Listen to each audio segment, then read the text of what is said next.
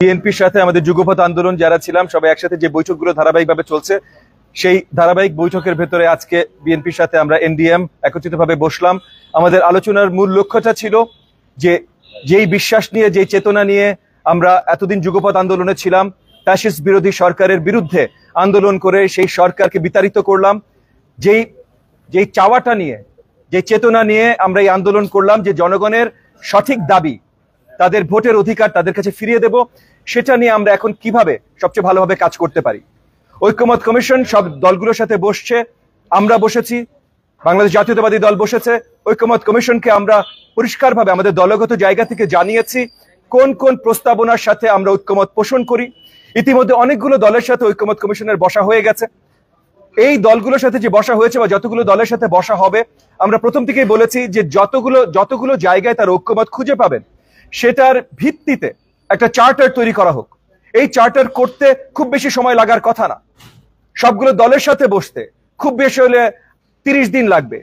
30 দিনের ভেতরে এই দলগুলোর সাথে বসে তারা কি কি রাজি হয়েছে, কোন প্রপোজালগুলোতে রাজি হয়েছে, এটা চার্টার বানাতে আর একদিন লাগতে পারে।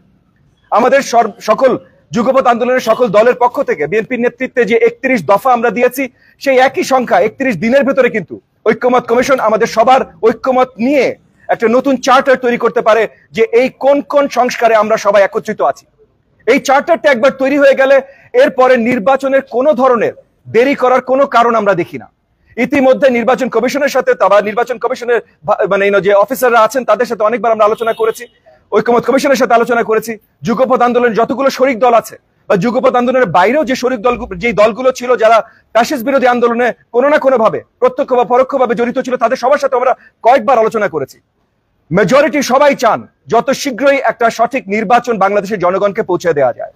এবং এই জায়গা থেকে আমরা বিশ্বাস করি, যদিও সরকার বলেছে ডিসেম্বর থেকে তারপরের জুন পর্যন্ত, অনেকগুলো রাজনৈতিক দল ডিসেম্বরে একমত হয়েছে, যদি সবাই মিলে ডিসেম্বরে একমত পোষণ করে তাহলে এনডিএম এর জায়গা থেকে আমরাও ডিসেম্বরে একমত পোষণ করব। কিন্তু এনডিএম যে জায়গায় দাঁড়িয়ে আছে সেখান থেকে আমরা বিশ্বাস করি যে ডিসেম্বরের আগেও সঠিকভাবে সুন্দর একটা নির্বাচন দেওয়া সম্ভব। হয়তো সেপ্টেম্বর বা অক্টোবর মাসের ভিতরে একটা সুন্দর নির্বাচন দেওয়া সম্ভব। আর সেটা যদি সম্ভব হয় এবং তার আগে যদি ঐক্যমত একটা চার্টার তৈরি করা যায়, তাহলে আমরা কেন ভাই ডিসেম্বর পর্যন্তই বা বিলম্ব করব?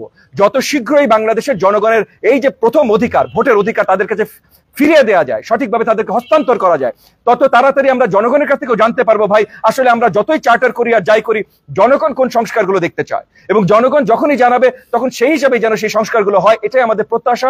আজকে আমাদের এই যুগপৎ আন্দোলনের এই যে আমাদের মিটিংটা ছিল, এই মিটিং এর মাধ্যমে আমরা একই আলোচনা করেছি এবং আমাদের বিশ্বাস যে বিএনপির জায়গা থেকে, এনডিএম এর জায়গা থেকে আমরা এই সবগুলো জায়গায় মোটামুটি একমত পোষণ করি।